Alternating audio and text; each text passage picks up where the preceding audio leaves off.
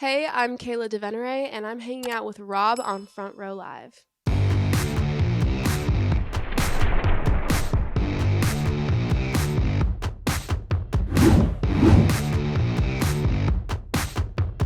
What's up, guys? Rob here, Front Row Live Entertainment. I'm hanging out with Kayla DiVenere, and I'm excited that we can finally make this happen. Yes, thank you for How are having you me. doing? And thank you so much for hanging out with us. I'm doing amazing, and thank you for having me.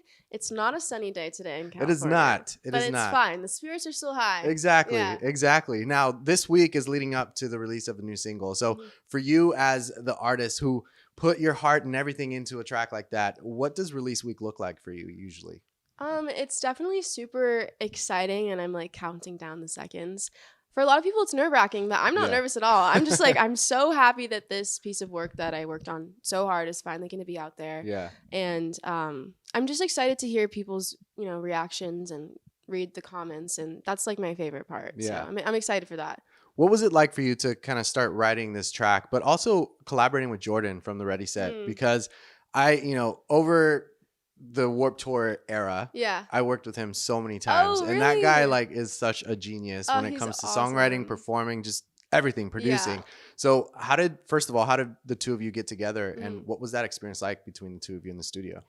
I mean, it's funny because we just got like randomly connected, and we met each other for the first time when we made the song, which is crazy because I am like so in love with the song, and it rarely ever happens where you just meet people for the first time and then you click and then you write something so amazing that everyone's obsessed with. And he is so talented. Everyone I worked with that day, Maya, Zach, they're so talented. And then it's a vibe, like every other song that we've written after is also just amazing, and it makes my job a lot easier when I'm in the room with, super talented people. So it's great. Yeah. I love that it's opened the door for more writing or collaboration. Yeah. Actually, what exactly did he do on this album? Like, did he help with the co-writing, or did he help with the producing, or did he help with both? I think he mostly helped with like the producing, but he definitely jumped in whenever like I got stuck on something. I needed to pick his brain on some stuff. So yeah, he totally helped out with that a little bit too. So when it came down to going into the studio and recording this track, how did he help you kind of step out of that comfort zone for you? And at the same time, vocally try something new or something different with this song? I feel like just setting the vibes right and just creating that like comfortable, friendly vibe honestly makes a world's difference. I've been in sessions where it's like, it's a little, I don't know, like not the warmest vibes. And with them, it was just super, super easy and super fun. Like it just felt like we were just a bunch of friends making a song, even though we just met that same day. They brought me cookies the next time we hung out for a session. So it's just, they're amazing. Yeah. That's amazing. And during this process, what really kickstarted the songwriting for you? Was it like a particular lyric? Was it a melody that you kind of had in mind? What started that song? Yeah, well, I've had a crush on my brother's best friend ever since I was 14. And every time he would come over, we would literally just talk for like 5 minutes. And I was just so frustrated because I wanted so much more than that. And I knew that we could have like a meaningful connection if we just tried, if we just like had a longer conversation, anything more than small talk. And I've written my diary about this guy. I poured my heart out, and I was just like, oh, I want so much more than small talk. And then it just kind of like clicked in me, and I was like, oh, that would be a really cool song, title. And then I kind of took that whole world of like fantasizing for something more, and I kind of mixed it with my like hopeless romantic side. I grew up watching so many 80s rom-com movies, and I feel like that is just my standard. It's so high, like all the John Hughes movies, like Breakfast Club, 16 Candles. So I thought it'd be cool to kind of like mend the two worlds together because I was fantasizing about my brother's best friend, and then I was fantasizing about like the boombox at my window type of love that I saw at the movies. So I kind of molded those two together, and then Small Talk was born. Yeah, when I saw the album cover or the single cover with the boombox, it was so nostalgic to me just because growing up, that's what I pictured, having the boombox, looking out at the window, and this whole kind of Romeo and Juliet kind of experience. So nice. I love it. And I love that you kind of gave, it's something new, something fresh, but you still took us to those to an earlier time in our lives. So that was pretty cool. Did you have that in mind once you started working on the song, or is this something that the single cover kind of created itself afterwards? I definitely think it created itself afterwards. Yeah. After the chorus was written, I just had like this image in my head of like the boombox out the window. And then I found my dad's old, like, I don't know, radio boombox in our living room. And I was like, this is perfect. Okay. So that's not a prop. That's like from home. No, this is for real. Like, my dad's from the 80s, like radio. And I was like, this is meant to be. So I took that and then, I like thrifted everything else in the picture. And then I was like, this is perfect. And I'm going to do this. That's incredible. Let's talk about the melody of the song because I really love this melody because I get to listen to your voice a little bit more. It's not so overbearing. Yeah. Is this something that you kind of had in mind in the beginning to have this kind of melody, or is this like the team behind everything else that kind of brought this melody along? Yeah, I don't think I had a specific melody in mind. I think that I just kind of bounced off of the production and kind of felt the vibes with that and then went from there so that it kind of felt like one cohesive thing. But I think that everything just works together so well in the song. Like the production and the melody and the lyrics and the whole vibe is kind of like one cohesive thing that feels so natural. And that's like one of the things that spoke out to me most after listening back for the first time. Yeah. Did you feel that it was easier for you to write a song like this that's like almost kind of like revealing a secret as opposed to like other stuff like Date Myself where it's like not so much of a secret. It's just like, I don't know, just you're feeling something in the moment? 1,000%. It's like I'm writing in my diary and then I'm just releasing it. It's like not scary at all to me. I don't know. I feel like it's just nice to be honest and just let it out. And I kind of feel like, all right, yeah, this is like a part of me that I just want to like put out and just let people hear it. It definitely was way easier. Yeah, I was just speaking my thoughts, so it was nice. It was perfect. How different was it for you, like the recording sessions for Date Myself compared to Small Talk? Well, when I recorded Date Myself, I was kind of sick, so I wasn't sick for this one. So that was nice. Date Myself was recorded really late at night too, like after midnight, and I was really tired. So that one was a tough one, but Small Talk. It's got a lot of energy though. I know. I pulled through. I pulled through. But Small Talk, we recorded it like maybe 4 p.m. It was so quick. We went with the demo vocals too. Nice. I do that a lot. I never like to like go redo vocals a lot of times because I feel like you lose kind of that the magic touch and everything.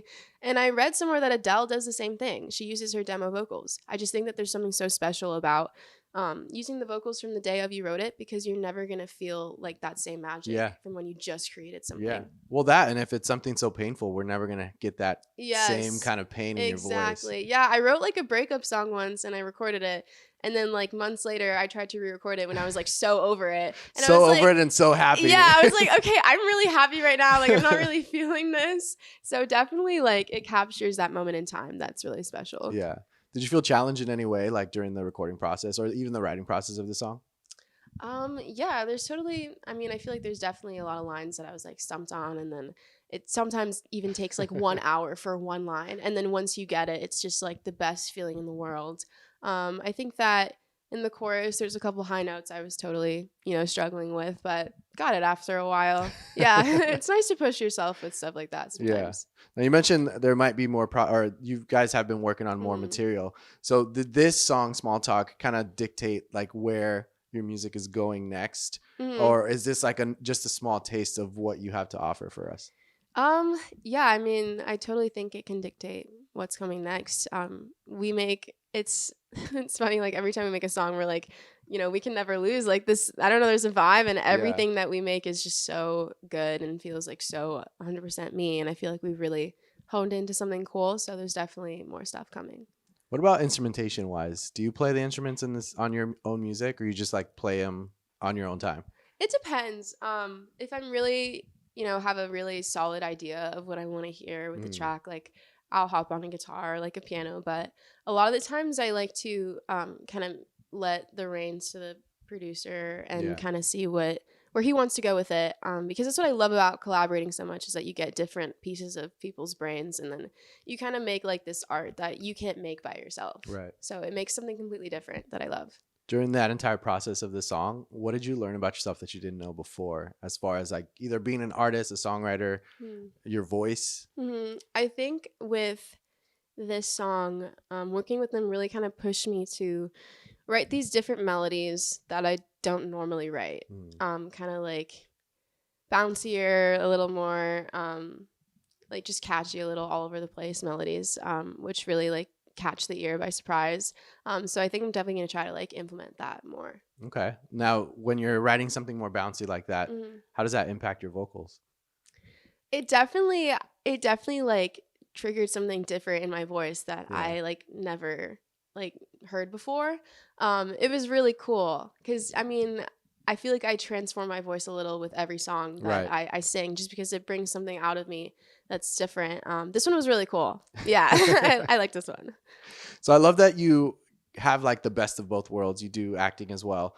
So I'm curious, like, do you find yourself learning your lyrics the same way that you try and learn a script, or is it two completely different things?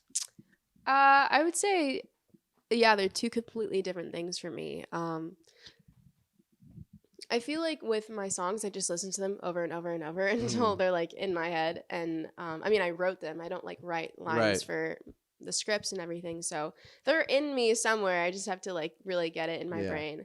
Versus lines, I feel like I have to like fall into this character and like get in this different headspace and then learn the lines that way.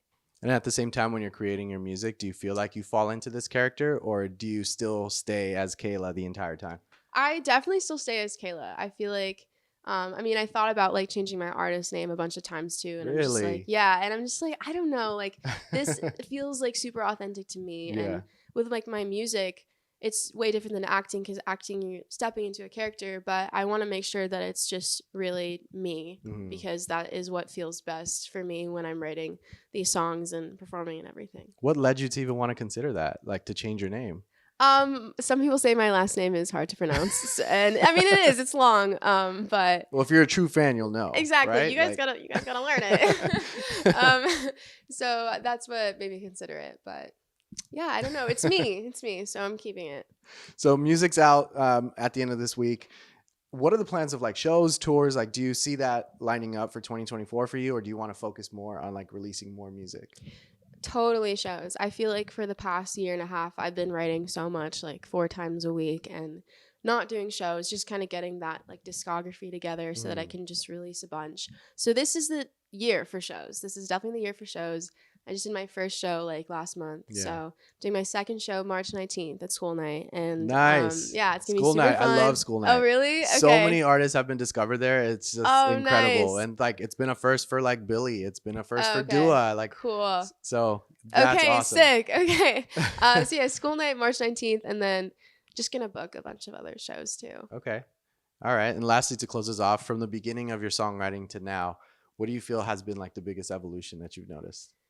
Oh, wow. I think when I first started songwriting, I was kind of confused of where I would fall with like genre wise, because I grew up on classic rock, and then I fell into pop a lot, and then I would love like indie and alternative, and I'm like, do I write what I listen to? Like what do I write? Like, do I write what people are telling me to write? Because a lot of people would be like, oh, I see you being this type of artist. Yeah. And I feel like right now versus before, I'm definitely writing for me and like what feels so right for me versus writing for other people. And I feel like in the beginning I was writing for other people, and it just felt horrible, and I didn't want to promote my music, and it didn't feel like me, and it wasn't great. So now I feel like I'm so honed into what I like and who I am as an artist in my music, and it feels amazing.